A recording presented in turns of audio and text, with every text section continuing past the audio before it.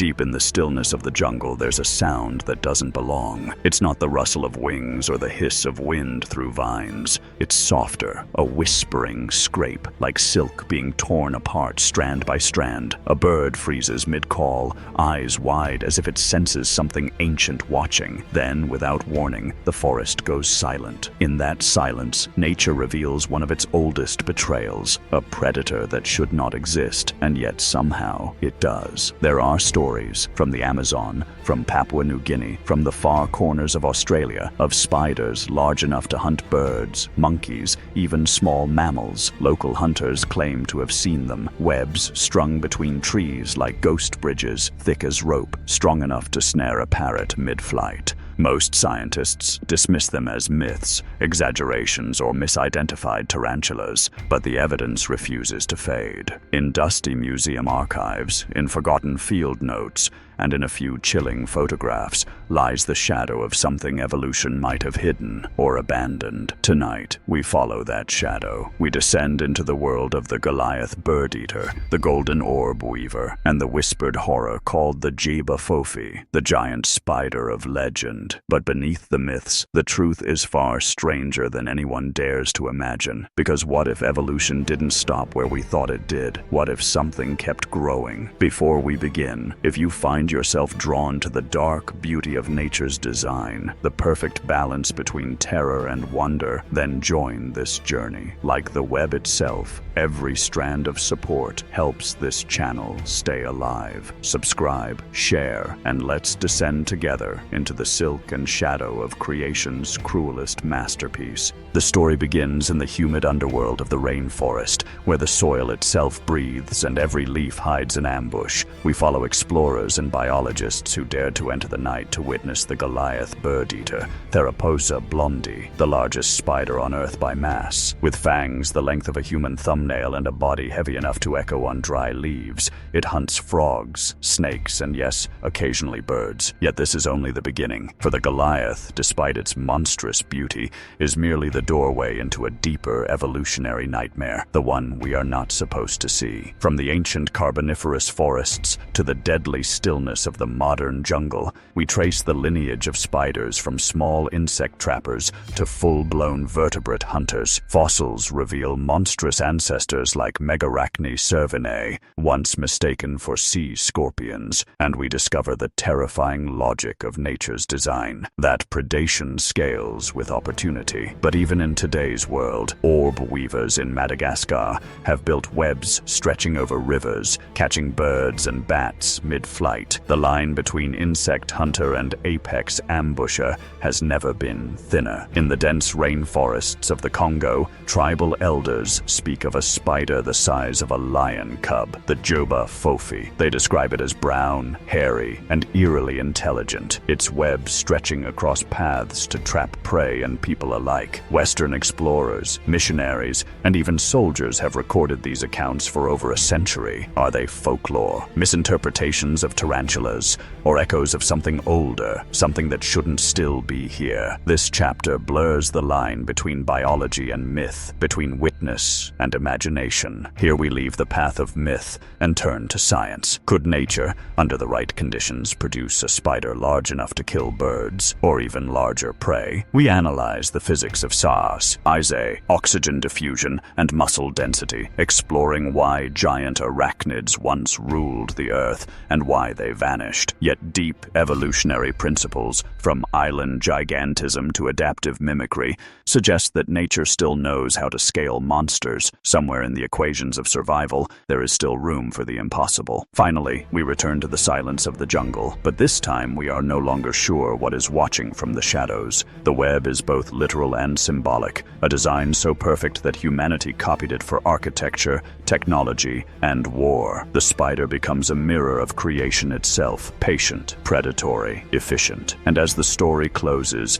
we confront the most unsettling idea of all. Perhaps the monsters we fear never vanished. They simply learned to hide where we never look, just beneath the leaves, just beyond the light. At night, the Amazon doesn't sleep. It hums. The air itself seems alive, thick, moist, and full of movement. Every sound is a story. The croak of a hidden frog, the click of beetle wings, the slow hiss of something unseen gliding through undergrowth. Beneath that soundscape, the jungle breathes, ancient, steady, and indifferent. And somewhere in that heartbeat of green darkness, a shape stirs, not fast, not slow, just deliberate. The Goliath Birdeater, Theraposa blondi, emerges like a shadow given muscle and purpose. Its body is a mass of velvet hair, brown like earth after rain, and when light strikes its abdomen, a faint bronze gleam shimmers across the fine hairs. Its 8 legs, spanning nearly a foot, press into the leaf litter with a soft, rhythmic crunch. You can hear it before you see it, the faint rasp of bristles brushing bark, the whisper of silk threads trailing behind. To see one in person is to feel evolution looking back at you. Those fangs, polished and sharp, glint like obsidian under flashlight beams. They are built not for show, but for penetration, hollow needles capable of piercing lizard scales and bird bone alike. When the Goliath moves,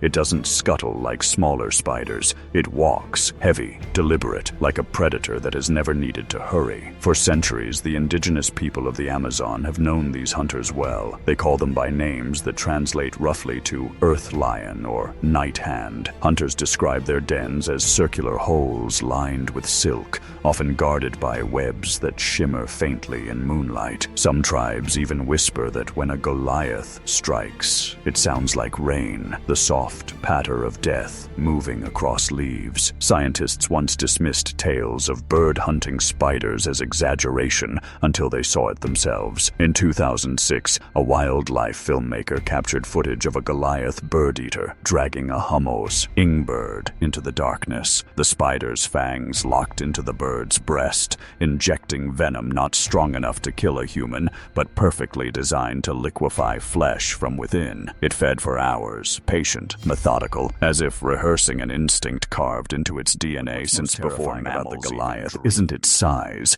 it's its silence. When threatened, it doesn't flee immediately. It rears back, exposing its fangs, and rubs its legs together, releasing a soft hiss and clouds of tiny barbed hairs called urticating bristles. If they touch skin or eyes, they burn and inflame. It is a defense older than fear itself. Irritation, paralysis, then retreat. The jungle learned long ago not to provoke it. The Goliath is not a mindless killer. It is a master of patience. It waits near its burrow, sensing vibrations through thousands of microscopic hairs. Every tremor is information. A frog hopping, a snake slithering, a beetle struggling on damp moss. When it decides to move, it moves with precision. One strike, 2 punctures, stillness. It doesn't need to chase. The world comes to it. And yet, despite its ferocity, Theraposa blondi is fragile in a strange way. A relic of a time when the air held more oxygen and the earth was a cradle for giants. Its lungs are book lungs, thin sheets of tissue folded like pages, limiting how large it can grow. It is evolution at its limit, pressed against the ceiling of possibility. But ceilings can shift. Every few decades there are reports, too many to ignore, too elusive to confirm, of spiders larger than any museum specimen. Miners in South America tell of night webs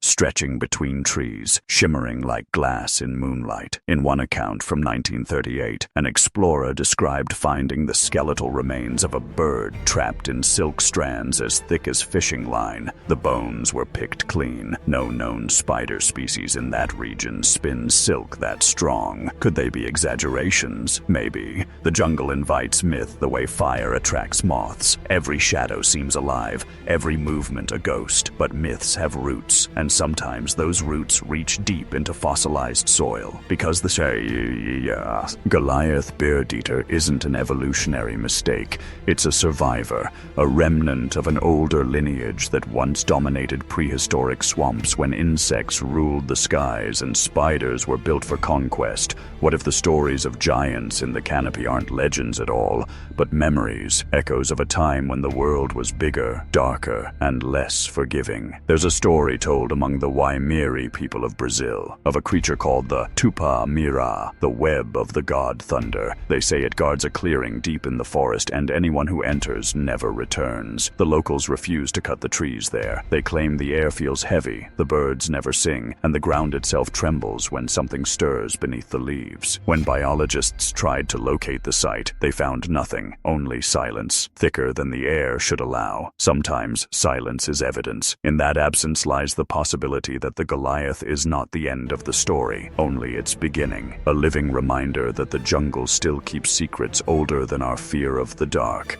And if a spider like this still prowls the undergrowth, what else might be hiding just beyond the reach of our flashlights? The forest is a mouth. Every sound, every flicker of movement, every web shimmering between the trees, all part of a greater design. Evolution never stopped weaving. It simply went underground, waiting for us to look away. And as the night deepens and the stars vanish behind the canopy, the jungle holds its breath again. Something stirs beneath the leaves, not the Goliath, not yet. Something older, patient, watching, waiting for us to step closer. Before there were forests, before mammals, before the first wing ever fluttered through the air, the world belonged to the invertebrates. The Carboniferous Earth was a place of damp heat and endless green, vast swamps where oxygen levels soared to nearly twice what they are today. In this overripe atmosphere, life inflated. Millipedes stretched longer than a man. Dragonflies with 2-foot wingspans glided through the mist. And somewhere among the rotting ferns and black waters, the first architects of silk began to weave their empire. Spiders, as we know them, evolved from primitive arachnids nearly 380 million years ago. But back then, they weren't the delicate web spinners we picture today. They were armored hunters with the bodies of nightmares, thick, plated, and dripping with evolutionary potential. Among them was Megarachne servinei, a creature so enormous that for decades,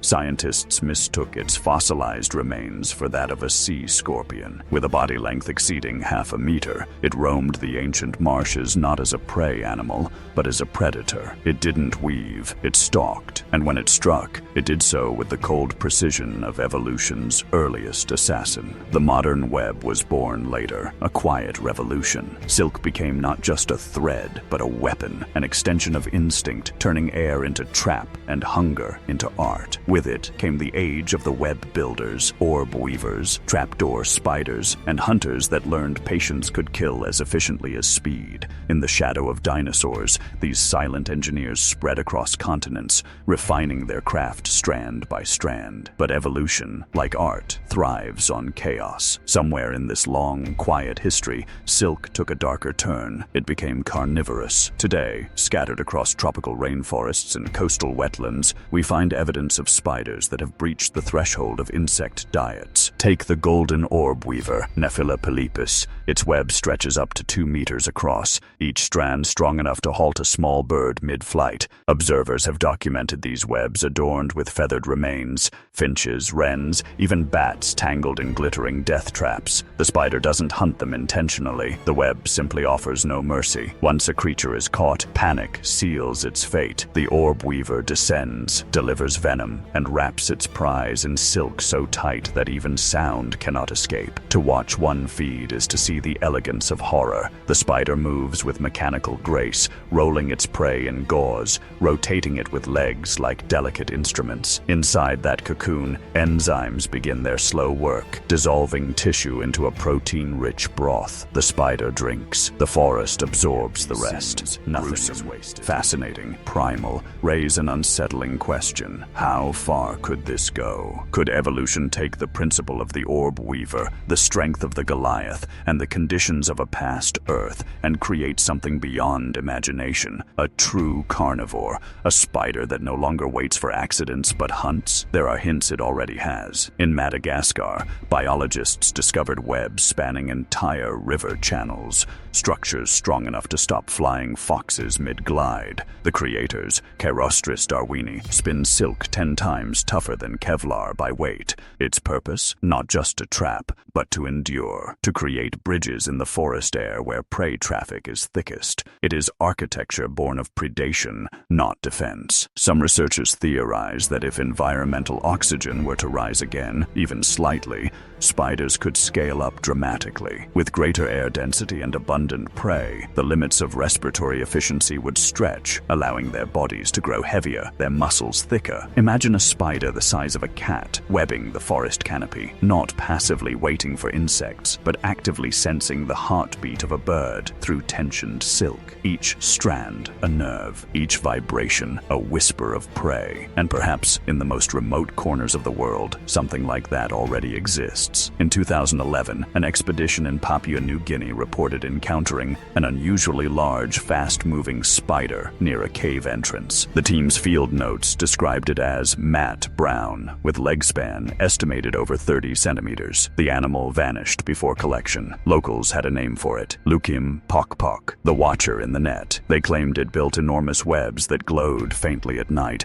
the silk reflecting starlight like glass. Skeptics dismissed the report as another jungle myth, but later, when one of the scientists reviewed their camera footage, they found 3 frames of movement, something large, indistinct, low to the ground, crawling just beyond the firelight. Its eyes reflected gold. Evolution doesn't erase its experiments. It buries them, hides them, sometimes revives them when the world looks away. The line between the mythic and the real is not a wall, but a veil. And behind that veil lies a question too heavy for comfort. If spiders can already capture birds, what stops them from evolving to desire them, to crave them, to build for them? Somewhere in the tangled history of silk and flesh, that hunger began, and maybe it never ended. Because the web, in its truest, most ancient form, is not just a trap. It's a declaration, a whisper from the oldest predators still alive on this planet, a message to anything that moves, breathes, or flies too close to the dark. Everything that touches the web belongs to the spider, and in the jungles where evolution still dreams in the dark, the web is growing wider.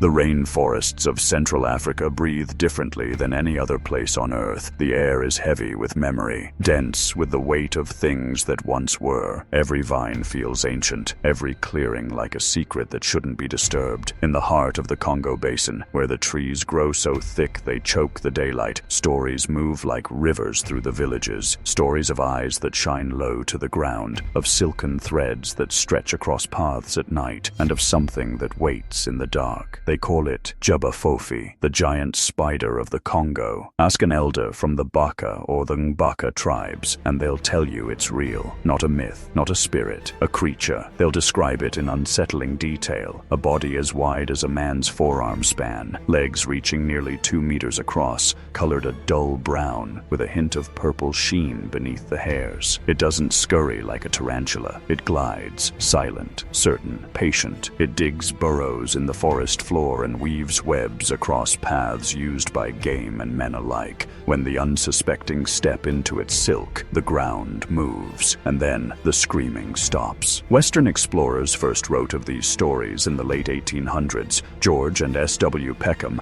early arachnologists, recorded legends of monstrous spiders in Africa that could overwhelm small creatures and even birds. But it wasn't until 1938 that the first encounter emerged. A missionary named Arthur Symes claimed his vehicle became entangled in an enormous web while driving near Lake Nyassa. He described the silk as stronger than fishing wire, and the creature as a hairy thing, the color of mud, running with terrifying speed. His report vanished into colonial archives, but the story did not. Years later, in the 1940s, soldiers in the Belgian Congo reported a similar sighting, a massive spider crossing a forest trail at dusk. They show it at it, but it disappeared into the undergrowth. One soldier swore it moved like a dog, low and fast. Decades after, explorers from the BBC, investigating local folklore, were told of entire nests, shallow pits lined with silk, surrounded by bones of small animals. Some bones were avian, some unmistakably mammalian. Of course, to the scientific mind, these are legends, products of fear, of memory, of exaggeration. The Congo is home to many large tarantulas, but none anywhere near the scale of Fofi, and yet the details persist with uncanny consistency across different cultures, languages, and generations. The creature's size, its web across trails, its brown color, its speed. Even skeptics struggle to explain how the same description echoes through tribes separated by hundreds of miles. One rarely told, whispered by guides who lead expeditions through the Ituri forest. They say that long ago, when the forests were young and the air thicker, there were spiders that could trap monkeys and birds. Over time, as the world cooled and the air thinned, they retreated underground, deeper and deeper, until they learned to live in darkness. The guides point to burrows the size of small dens and say that's where they wait, not dead, just sleeping. In 2008, a cryptozoological team traveled to the Congo to investigate new reports of Fofi sightings. They found nothing definitive, no remains, no silk samples, only disturbed soil and deep circular holes that seemed too wide for any known spider. The locals who led them refused to go near after sunset. When asked why, one of them said, "At night, the forest has more eyes than trees." Skepticism is healthy, but history is full of creatures once considered myth. The giant squid, the okapi, the coelacanth, all legends until someone pulled them, thrashing and real, into the light. The Congo is vast, its canopy nearly impenetrable, and entire species have vanished into its green oblivion without ever being known. Could something like Fofi survive here? Not as a population perhaps, but as an anomaly, a holdover from an oxygen-rich world where monsters were the rule, not the exception. If you stand in those jungles long enough, something strange happens to your perception. The sound changes. You begin to hear the web, not literally, but the forest hums with tension. Cicadas, frogs, birds, each one plucking invisible strings through their movement and vibration. To a spider, that orchestra is language, every movement a signal, every silence a warning. So imagine for a moment being there, your lantern flickering, the smell of damp rot in the air, your boots sinking into the black soil. You hear something faint, a strand snapping, taut and sharp like breaking glass. You shine your light, but the beam disappears into endless green. Then, a shadow shifts at the edge of your vision, low and wide. The forest seems to inhale. You take a step back, and something takes a step forward. For the people who live there, the Fofi is not a ghost story. It's a fact of life, one that teaches respect for the paths less traveled. They don't go near certain trails, not because of superstition, but survival. They've seen what happens when curiosity pulls too hard at the web. Whether it exists or not almost doesn't matter. The legend of Fofi carries an evolutionary truth, that nature never forgets its successful designs. The web remains one of the purest, most efficient weapons on Earth. The spider is both builder and executioner, mathematician and murderer, and maybe, somewhere beneath those layers of soil and time, one still lives, dreaming in silk, waiting for the right vibration to wake it, because legends, like spiders, are patient, and every myth begins as something that once moved in the dark. Nature doesn't make monsters, it makes adaptations, and we are the ones who fear them. Every grotesque shape, every unsettling instinct, every impossible creature that evolution has birthed, began as a solution to a problem, a way to survive. The spider is not evil, it is perfect, and in that perfection lies the horror. To understand how far nature could push such perfection, we must step back, not into myth, but into the realm of possibility. Every living thing is confined by physics, by oxygen, by the silent laws of biology. The spider's size, its speed, even its hunger are dictated by the limits of its breathing. Its book lungs, the folded organs beneath its abdomen, depend on diffusion. Air seeps through thin membranes, feeding blood with oxygen molecule by molecule. If a spider were to grow too large, that system would collapse. It would suffocate under its own magnificence. At least, that's the theory. But Earth hasn't always played by the same rules. During the Carboniferous period, 300 million years ago, atmospheric oxygen reached 35%. The air was denser, richer, more generous. In that world, size was an advantage. Insects became giants. Centipedes like Arthropleura reached lengths of over 8 feet. gliding through prehistoric ferns like living trains. And while true spiders were still evolving, their ancestors, the trigonotarbids, grew large enough to command the forest floor. Imagine that same balance returning. Our modern atmosphere has already changed more in the last century than in the previous million. Deforestation, climate change, and rising oxygen levels in certain microhabitats, especially rainforests, have begun to recreate ancient conditions on a smaller scale. What if, somewhere deep and stable, nature began to remember itself? This isn't fantasy. On small islands across the world, we've already seen gigantism re-emerge. Rats the size of rabbits on the Solomon Islands, centipedes in the Caribbean capable of killing bats, even crabs in Japan that span over 12 feet. When predators disappear or competition shifts, evolution fills the void with size, speed, or cunning. What would the jungle create if no human eyes ever saw it? Arachnologists have begun to study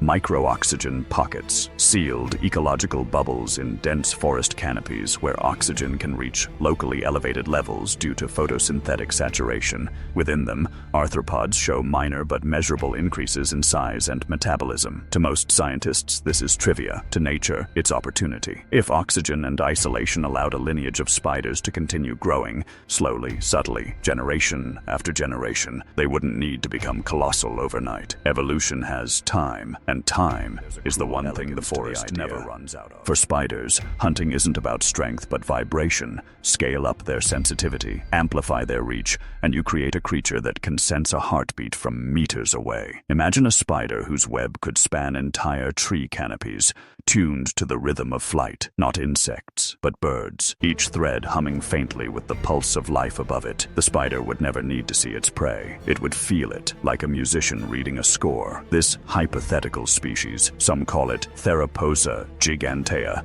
a theoretical descendant of the Goliath, exists only in the realm of speculation, but its anatomy is sound. Denser musculature to support greater weight, reinforced exoskeleton laced with proteins found in modern silk, enlarged venom glands producing neurotoxins potent enough to paralyze vertebrates, even bioluminescent markings to attract prey or communicate across the darkness. It sounds like science fiction, until you remember that every piece of it already exists in another species.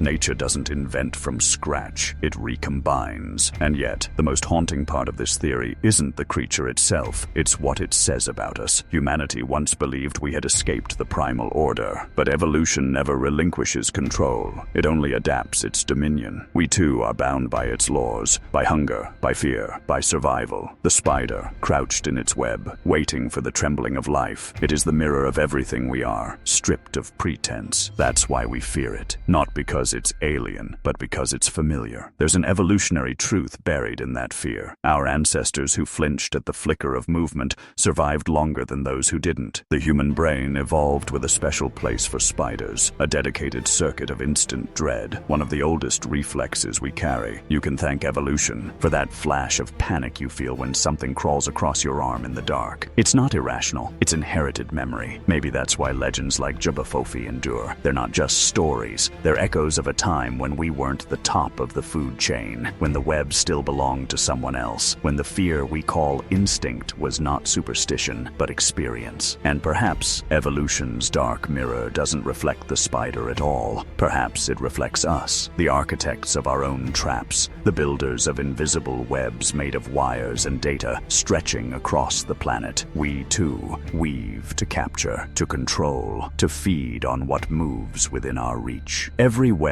has a maker, every pattern an intelligence behind it. And if we can't tell where the human web ends and the spider's begins, maybe we've been looking at evolution's next experiment all along. Because deep down, in the structure of creation, the difference between predator and engineer is only a matter of patience.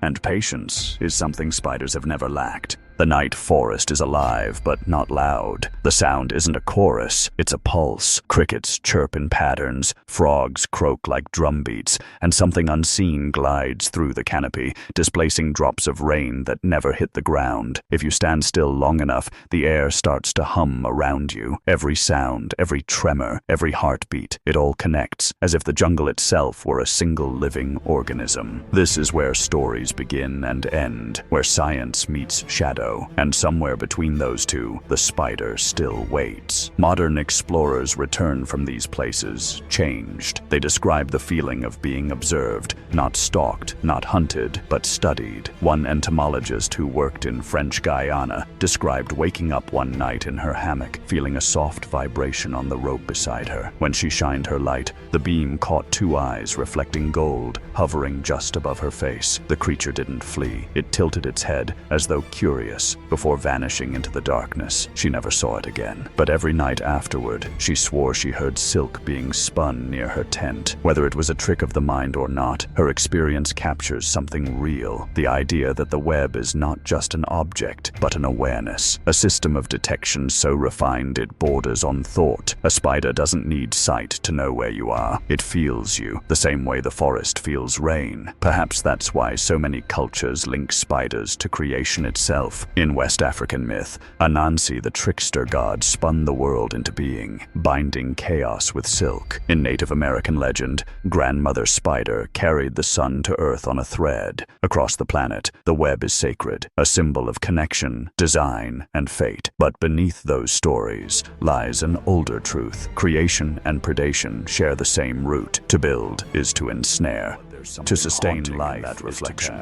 Because in copying the spider, we may have also inherited its nature. We have woven our own web, digital, global, invisible, one that captures information instead of prey. Billions of lives strung together by unseen threads, pulsing with signals that travel faster than thought. And at the center of it all, something is always watching, collecting, feeding on data the way a spider feeds on motion. The predator we fear may not crawl through the jungle anymore. It might hum inside the walls of our cities, disguised as connection, dressed as progress. The difference between silk and signal is only in the material. The design is the same. And yet, for all our mastery, there are places we still cannot tame. Pockets of green and black where the ancient order still rules. Deep in those rainforests, the web still waits. Explorers sometimes find birds caught in silk thicker than thread, suspended like offerings. Others find nothing but silence, the kind that feels wrong, too complete, as if even the insects have agreed not to speak. What if evolution's work never truly ended? What if somewhere in the dark, a lineage continued, small at first, forgotten, then rediscovered by the laws of survival? A spider that learned to build not just for trapping, but for strategy. A predator that learned patience from watching us. You can almost imagine it, a clearing deep in the Congo, moonlight trembling through branches, the glint of something wet on the forest floor, a single strand of silk glimmering across the path, so fine you'd only notice it when it's too late. The first step triggers the tension, the forest holds its breath, and then the stillness shatters. The legends, the fossils, the science, they all converge on one idea. Evolution never stops. It doesn't destroy its masterpieces, it hides them. The Goliath, Birdeater, the Jiba Fofi, the river-spanning orb weaver, each one a page in an unfinished book. The web, in all its forms, is still being written. The spider is not gone. It's simply waiting for us to remember what fear feels like when it's earned. And when you walk through the forest, through your city, through your own endless networks of thread and signal, remember this: every vibration travels somewhere. Every step you take, every word you speak, sends a tremor into the web. Something, somewhere, feels it. The predator we fear watching us might not be watching from the outside at all, because in the end, we built its world. We became its echo. And perhaps that's the final joke evolution plays, that in trying to master the web, we only made it bigger. And just like the spider beneath the leaves, the one hidden in our history, our myths, and our machines, it's still there, patient, listening, waiting for us to move. So as we leave the jungle and step back into the artificial light of our own design, the question lingers: who's really at the center of the web now? The story doesn't end here. In the next tale, we descend into another shadow of nature's design, one that doesn't crawl, but hunts from above, a nightmare that defies even the spider's elegance. Watch next: the deep-sea spider larger than a human torso.